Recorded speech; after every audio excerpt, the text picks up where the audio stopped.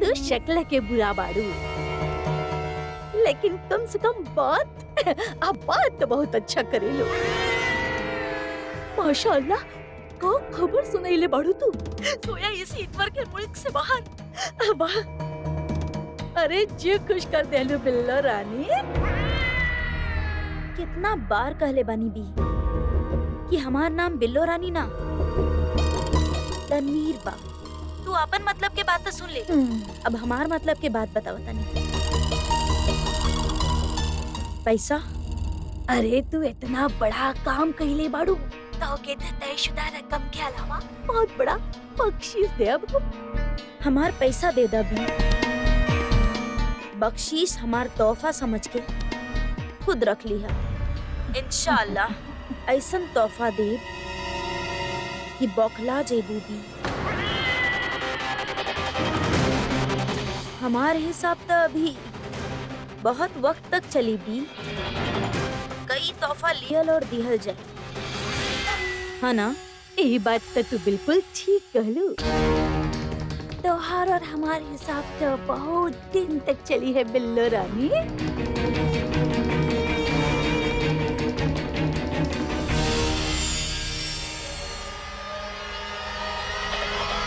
और ई हिसाब खत्म हम करब।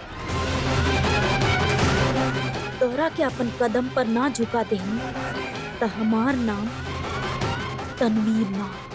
ये तो बाजार के जीनत बाड़ी के एकरा के अपन घर में बहू बना के बिठाई, ना एकरे खानदान के पता और ना एकर खून के, न मालूम के एकर कंडा खून एकर रग में बह रहल बा।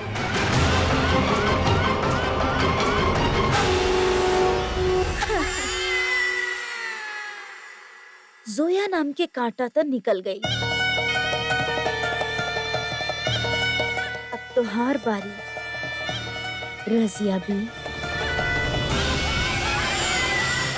सब वैसने हो रहा बा जैसन हम चाहतन।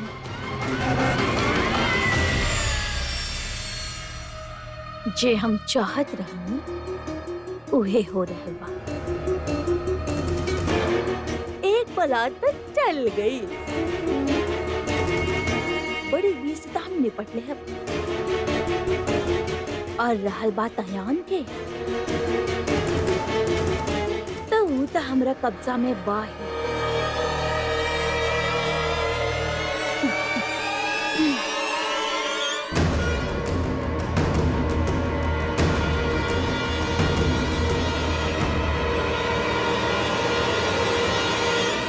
इतना बड़ा फैसला ले लू तू, एक बार ये भी जरूरी ना समझ लू कि फूफी से पूछ ले। तू सचमुच जा रहे बड़ी सोया?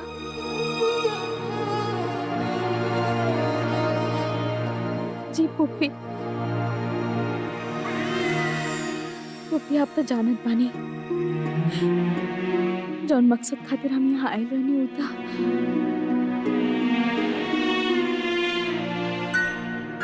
हम जानत बानी। लेकिन तू इतना दिन हमने के साथ बिताऊली, अपन गम बांट लो, खुशियां बांट लो, और अब अचानक तू चल जाएगी। आपके का लागत बा फूफी? क्या आप सब हमारी जिंदगी के हिस्सा ना बानी? हम आपके ये घर से मिलल प्यार के बहुत वैल्यू करेनी। पर फूफी बानी तो हम एगो मेहमान ही ना।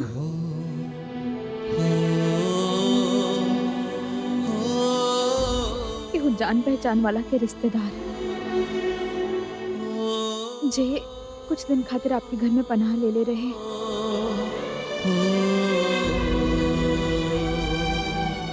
ना एक दिन तो हमके जाए के ही रहे।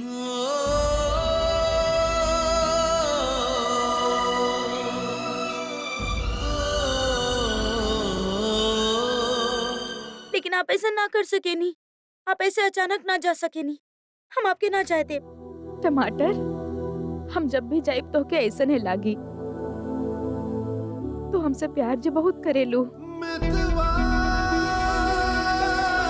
बट यू हैव टू अंडरस्टैंड, हमार वीजा एक्सपायर हो रहल बा और फिर हमरा पास रुके के कोनो वजह भी तो नहीं थे ना।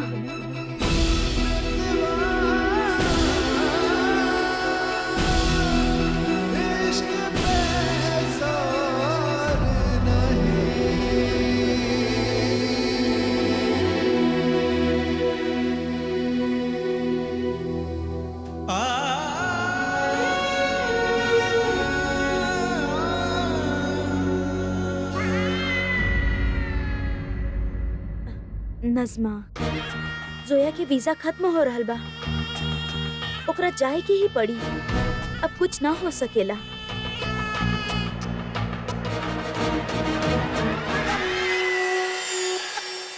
बड़ा अफसोस हो रहल बा जानी, लेकिन तू चाहे ना चाह, एकरा तो जाए के ही पड़ी। लेकिन फिक्र मत करा, ओकर याद में बहावल आंसू हम बहुत प्यार से अपन दुपट्टा से पूछते हैं।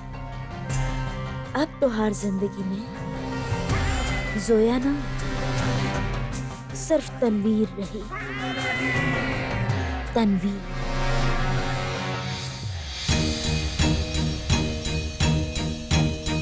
तो हम आपके कब्जा में बांधे। चला, कम से कम एक बार तोहरे जुबान से सच तो सुने के मिलन। मान ली कि जे इंसान अपने आप के पैसन के खातिर बेच दे, वजह चाहे जे भी होके, ओकरा के गुलाम कहे, लेकिन हो मेरा ऊ तो हर गुलाम ना बा। मतलब ई कि आप जाने ली कि हो मेरा हमसे मोहब्बत करेले। हाँ तो ई तो खुशी के बात बा। वो जेके चाहेले वो ओकरा के मिल रहा है। अच्छी बात बा।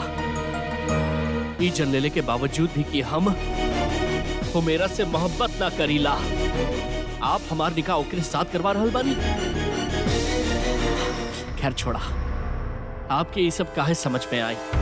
काहे कि जे औरत अपनी बेटी के ऊपर ऐसन झूठा इल्जाम लगा सके नहीं, क्यों वो केहू लड़के के साथ वो कुछ भी कर सकेले। हम अपन बेटी के साथ जे चाहे मर्जी करी। हम चाहे तो ओकरा के आग के दरिया में फेंक सकेली, चाहे तो ओकरा के पहाड़ से नीचे धकेल देंगे। तो के परेशान होके की कोनो जरूरत ना बा।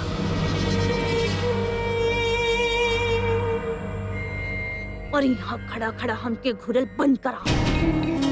सिर्फ इतना याद रखा कि आज रात दस्तरखान में तू सबके बताइबा कि तू हो मेरा से निकाह करे चाहत बाड़े।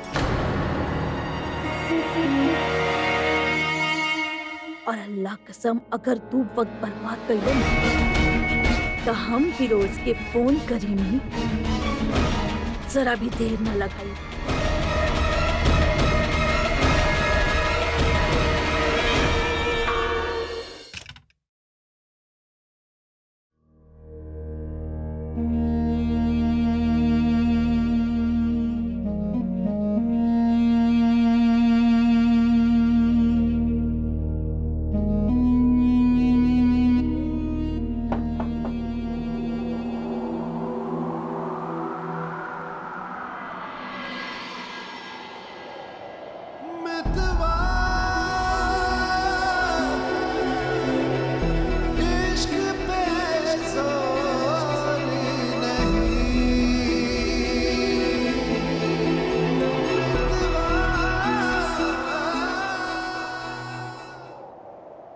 आप सच में जायल चाहता नहीं मिस फारूकी?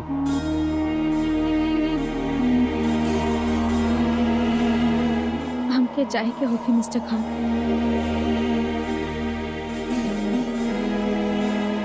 जाए के होकी और जाए चाहत बानी में बहुत फर्क होला मिस फारूकी। हमरा पास रुके के कोनो वजह नहीं थे। अगर हम कदी कि रुक जा तो वो वजह काफी होगी।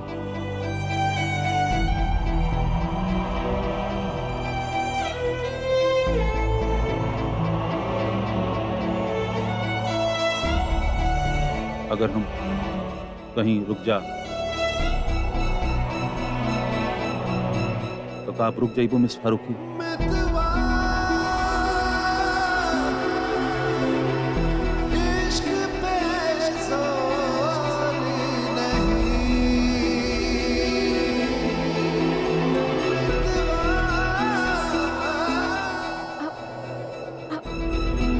आप हमके काहे रोकल चाहत बानी मिस्टर खान?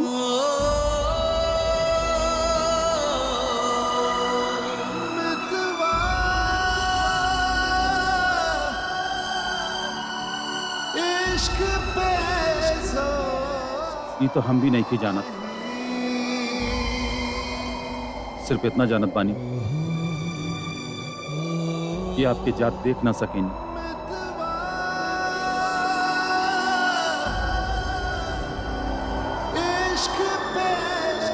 रुक जा, जोया, जोया, जोया।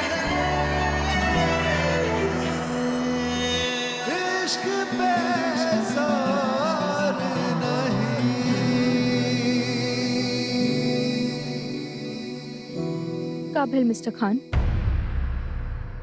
का सोच रहल बानी आप?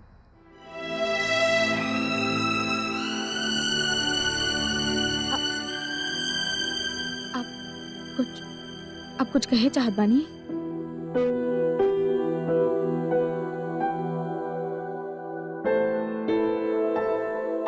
ना वो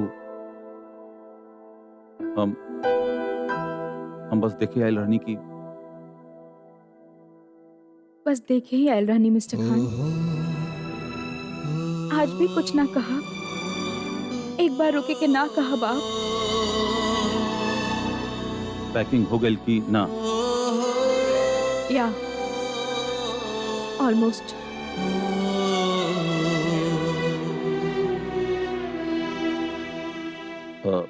आप जा रहल बानी?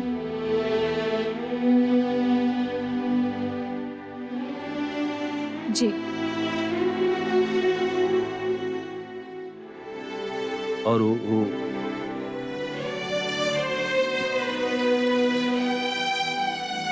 संडे कंफर्म हो गई? Yes, it's confirm. और कुछ?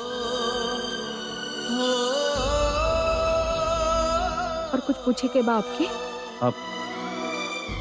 आप सच में जा रहल बानी? यस मिस्टर खान। मिस्टर खान, आपके याद बा आप हमसे कहले रहनी कि कंट्री भी ना चाहत बा कि हम यहाँ पे रहीं। आई गेस वही खातिर हमार वीजा रिन्यू ना हो पाई। एंड इन फैक्ट हम जब से घर में आयल बानी तब से आप यह चाहत बानी कि हम जल्दी से जल्दी घर से चल जाएं। तो फाइनली संडे के हम जा रहल बानी मिस्टर खान, ये घर से और आपकी जिंदगी से।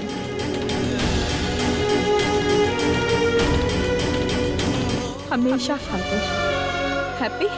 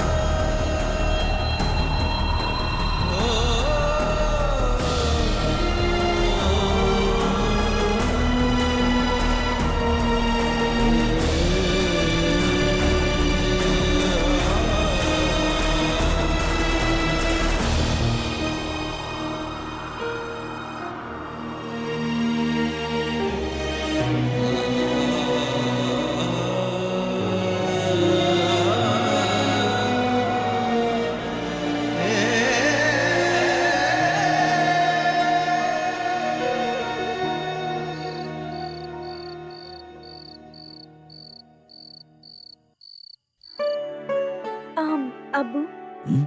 वो हम सोचत रहनी कि आपकी इजाजत हो के ता का हम निखत बाजी के साथ शॉपिंग जाई।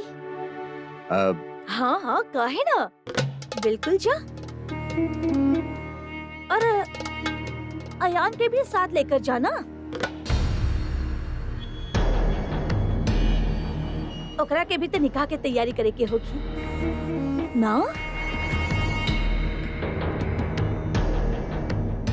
बाजी, उजमा के वहाँ ना नया वाला दुपट्टा आइल बा अलीगढ़ से, जाके वक्त उठा लेल जाई। और बाजी हमरा के बिना ज्वेलरीज देखे के बा, वो देख ले प्लीज।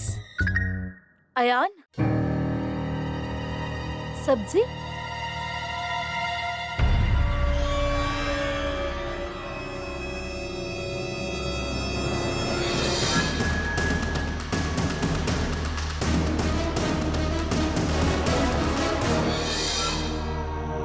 इली सलाद ली।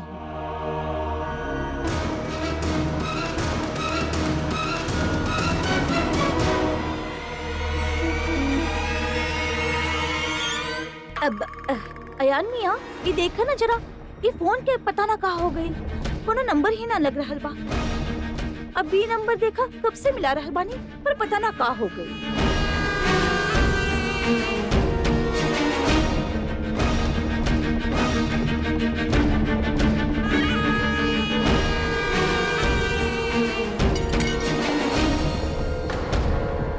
आयान, या अल्लाह, इकरा के कहा हो गई ऐसे? ये एकदम से आयान के का हो गई? आयान, अल्लाह, शिरीन, चक्कर आ रहल बा। बिठा दी ना एके, बैठा।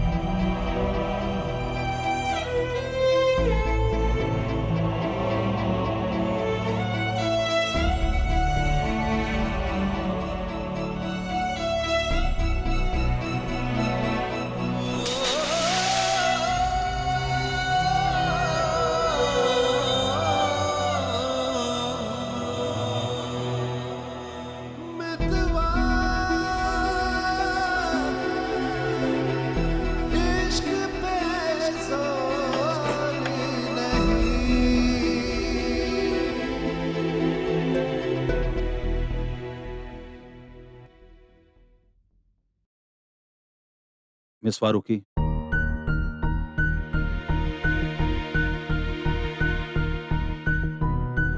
ये आपकी खातिर।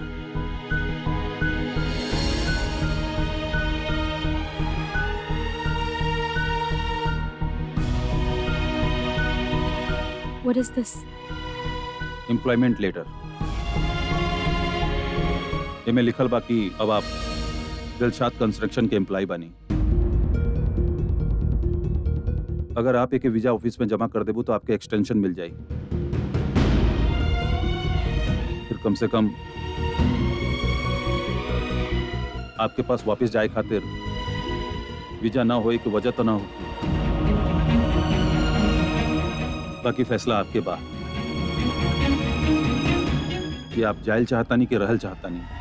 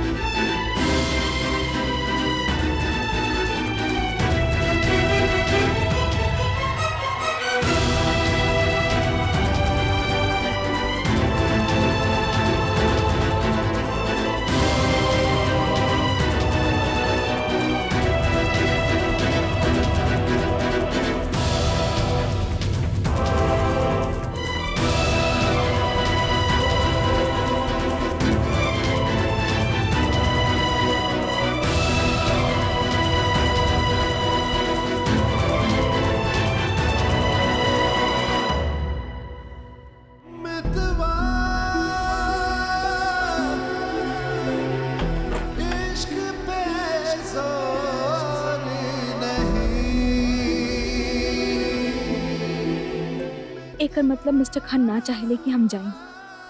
फिर सीधा सीधा कहले काहे ना? अल्लाह मियाँ, हम मिस्टर खान के कब्बो ना समझ सकेनी। But I get it, mister Khan. हम कहीं ना जा रहल बानी।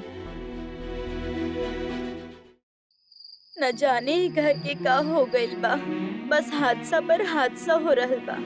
अब न जाने आयान के का हो गइल। कुछ नहीं के भइलो के शिरीन, और निखत और नुजत बड़ी नौकरा साथे, और तू तो आयान के जाने लू। खामखा कोनो भी बात पर नाराज हो जाला बस। ऐसे कैसे कौनो भी बात पर नाराज होई हूँ? जरूर केहू ओकरा से कुछ कहले बा। भाभी आप कुछ कहनी ओकरा से? हम? अरे हम काहे कुछ कहब ओकरा के?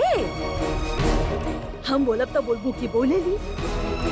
हमके तो लग रहल बा कि जैसे केहू पूरा घर पे टोटका कइले बा। शिरीन, तो के केहू के भी बेकार के बात सुने के कोनो जरूरत नहीं है। चला, वो में जबान बा एकर मतलब ही नहीं के कि जौन दिल में आवे कहत चला। लोग के मन में वहम पैदा करके चला। अम्मी, आप यहाँ कुछ चाहत रहे? हम ही रजाई लेवे आइल रहनी। गर्मी शुरू हो गइल बानी, त हम सोचनी कि एके धुलवा के रखवा देत बानी। ई शिरीन के का हो गई? कुछ नाम में बस थोड़ा सा चक्कर आ गइल रहे, थोड़ा आराम करी है तो ठीक हो जाए। अच्छा ठीक बा, अंदर ले जा, आराम करेदा। आवा शिरीन।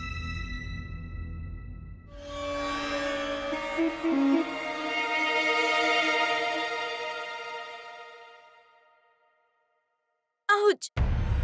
का भाई? कुछ बा, चूहा बा। हम लाइट ऑन करत बन, एक मिनट।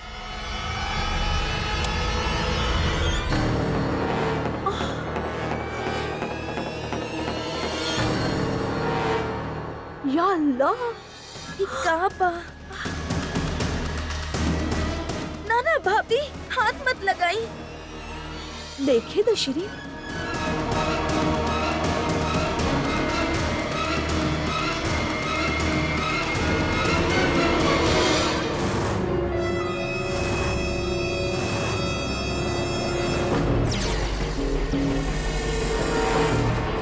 राशिद मियां, आपका अभी यह कहब कि हमार रहम बा।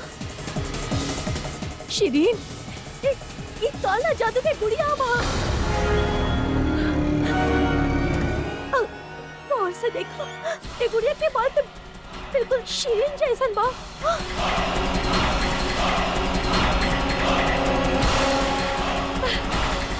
आप लोग तो हमार बात माने ले ही ना ना? अरे हम कह रहल बानी ना कि शिरीन तोहरे ऊपर केहू काला जादू कर रहल बा।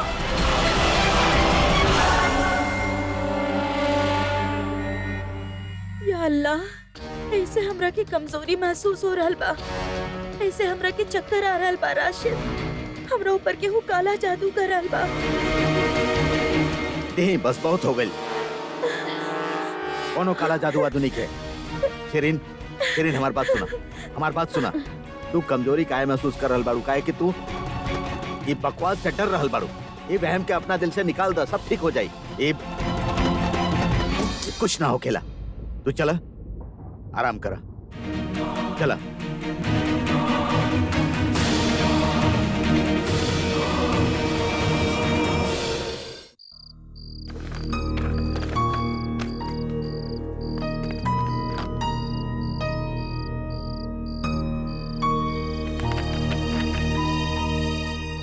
कम से कम आपके पास वापस जाए खातिर वीजा ना होए की वजह तो ना होगी।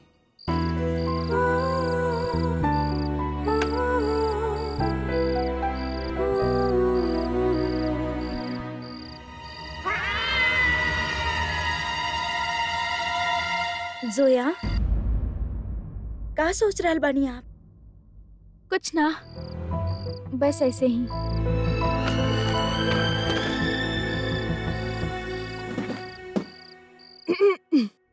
हम जानतानी कि आप का सोच रहल बानी। ये ना कि आप इतना दिन ही घर में रहनी, आपके यहाँ से जाए के पड़ रहा बा त बुरा त लागी ही।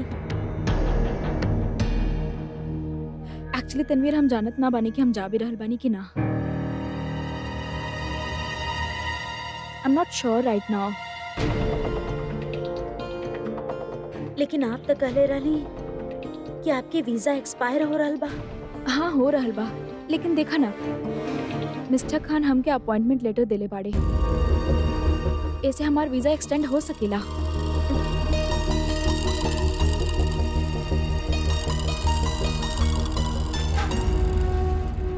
अब ई जेमी आपके देले बा। ऐसे हम चाही तो यहाँ रुक सकेनी, पर हमरा तो कुछ समझ में ही ना आ रहल बा तनवीर। तो के पता बा यहाँ से जाए के सबसे बड़ रीजन ये रहे कि मिस्टर खान बिल्कुल ना चाहत रहे कि हम ही घर में रही। डे 1 से उनका ये लागत रहे कि जोया कब जाई,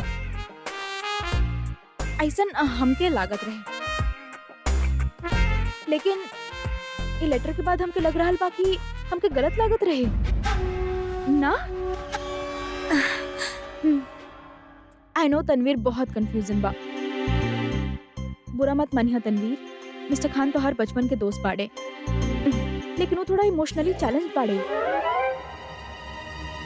कभी भी सीधा सीधा ना बतावेले कि आखिर वो चाहे ले का।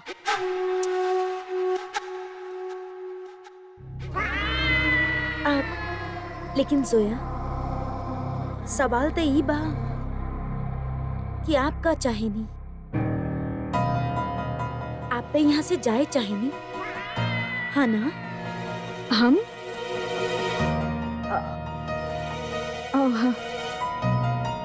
आई मीन इस संडे के हमारा आपे और जीजू के एनिवर्सरी बा, तो हम चाहत रहनी कि हम सैटरडे की टिकट बुक करवाई, पर हमकी टिकट ना मिलल। तो ऑलरेडी हमारा मूड इतना अपसेट हो गई, और ऊपर से ही और कंफ्यूजन कि हम जाए भी कि ना। तू तो मिस्टर खान के बचपन के दोस्त बाड़ू ना, तू बतावा ना कि उनकरी सब जस्टिस की का मतलब बा, का चाहे ले वो ये चाहे लेना कि हम ना जाएं। जोया, जेमी के समझल बहुत मुश्किल बा। वो सीधा सीधा कभी कुछ ना कहेले, ऐसे समझ ही ना आवेला कि उनकर दिल में का बा। एग्जैक्टली मिस्टर खान कब वो सीधा सीधा ना बतावेले कि उनकर दिल में का चल रहा बा, वो का चाहेले। अब देखा ना ये लेटर देखे इनडायरेक्टली वो हमके रोके ही तो चाहत बाड़े। हमेशा हमके अपन इंटेलिजेंस यूज करे के होखेला तनवीर, बट ट्रस्ट मी तू बहुत स्वीट बाड़ू। देखा ना तो चुटकी बजा के हमार सारा कंफ्यूजन दूर कर देलू। नाउ डिसाइड, हम कहीं ना जा रहल बानी। हैप्पी?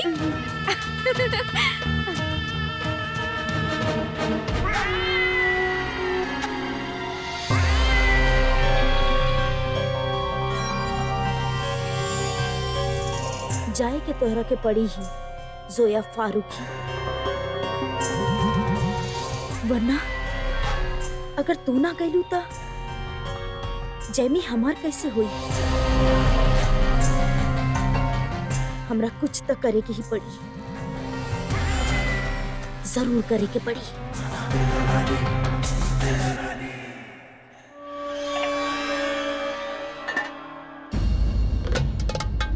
अरे शिरीन, तू यहाँ बावर्ची खाना में का कर रहल बाड़ू? तोहार तबीयत ठीक ना बा? तू जाके आराम कर। भाभी, आप ही पानी काहे गरम कर रहल बानी? अरे बर्तन बहुत चिकना हो गइल बाड़े, हमके लगल कि थोड़ा सा पानी गरम करके फिर साफ करब तो अच्छा से साफ हो जाई।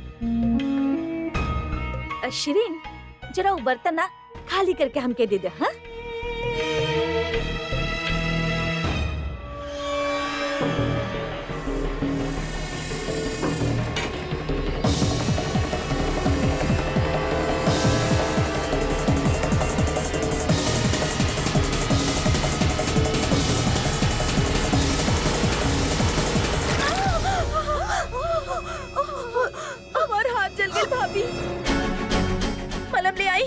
प्लीज मलहम ले आई। शिरीन तो और हाथ में हाय क्या हो गए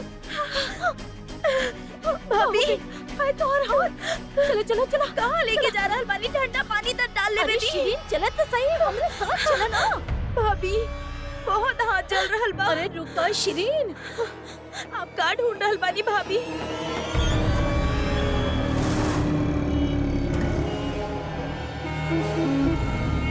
कम से कम बर्फ तो डाल ले दी। देखो हमरा के ना देखी के बा। गौर से देखे शिरीन ये गुड़िया के हाथ देखो। हमार हाथ जल रहल बा भाभी, हमरा के ना देखी के। शिरीन हम तो के इतना कह रहल बानी काहे ना समझ रहल बाड़ू। यहाँ केहू बा जे तो पे काला जादू कर रहल बा।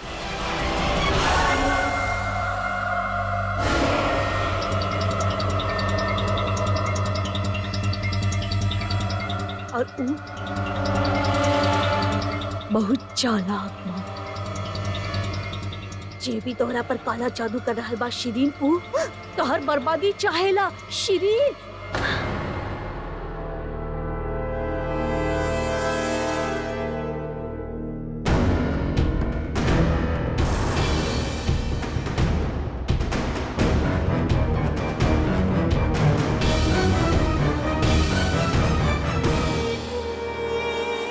जे लोग दिखावा करेले ना कि उनके खुदा के खौफ बा, असल में उनके शैतानी दिमाग में का कुछ चल रहल बा। ऊके पता भी ना लगे देवेले।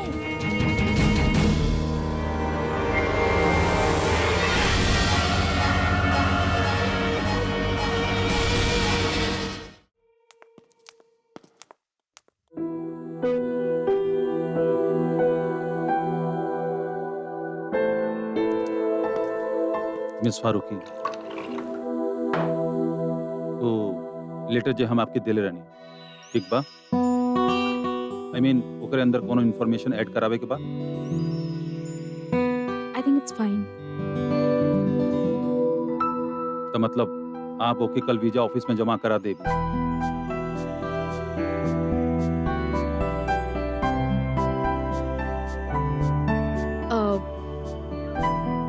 मिस्टर खान अभी हम सोच लेना बानी ओकरा बारे में, तो जैसे हम कुछ डिसाइड करत तानी हम आपके बतानी। ओके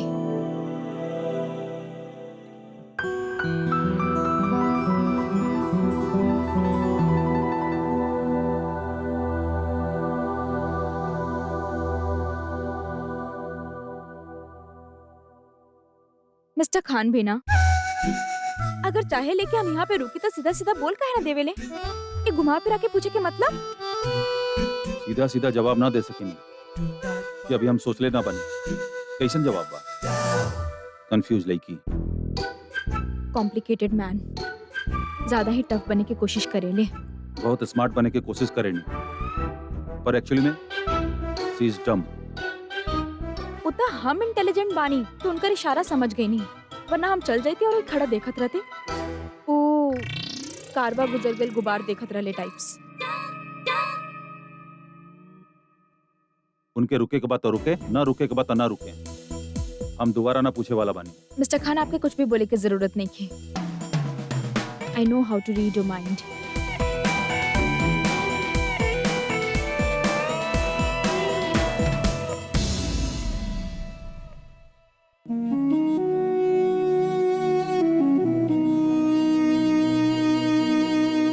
अम्मी आप आराम करा, हम आपके खातिर दवाई लावत बानी। अब दवाई से का हो कि आयान?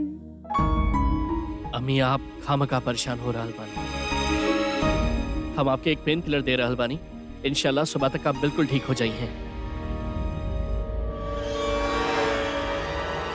इस जख्म कोनो चोट के दिहल नहीं खे जोन दवाई से ठीक हो जाई। अम्मी आप परेशान बानी ये खातिर ऐसा बात कर रहल बानी। हम आपके दवाई दे रहल बानी, आप देखिए हैं सुबह तक इधर बिल्कुल गायब हो जाइए। ठीक बा? हम अभी आ रहल बानी।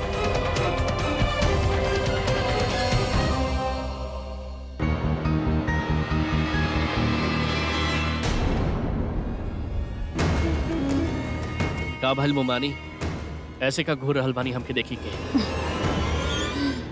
घूर रहल बानी? हम तो सिर्फ देख रहल बानी कि केहू वादा करके कैसे भूल सकेला। दस्तरखान पे तो के सबसे कुछ कहे के रहल ना आया, लेकिन तू कहला ना। ये सब बातें के वक्त ना बा अभी। अम्मी की तबीयत इतना खराब बा और आप इहे खातिर तो कह रहल बानी। तोहर अम्मी की तबीयत बहुत खराब बा। बेचारी के हाथ तो पहले ही जल गई बाड़े, अब तू का चाहत बड़े। कल सुबह जब वो उठे तो ओकरा के ही पता चले कि पुलिस ओकर शौहर के ले जा रहल बा। अल्लाह कसम बेचारी जलल हाथ से ओकरा के रोक भी ना पाई। हम अपन वादा पूरा कैले बानी आया, अब तो क्या अपन वादा पूरा करे के बा, वरना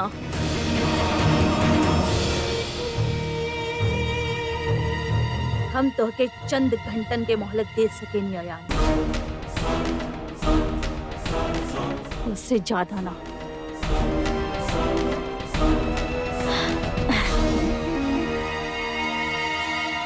जा ई वक्त जाके पहले अपन अम्मी के ख्याल रखो। बेचारी की किस्मत पहले से ही खराब चल रहा बा। का मालूम कल सुबह के सूरज कोनो और बुरा खबर लेके ना आ गई। जा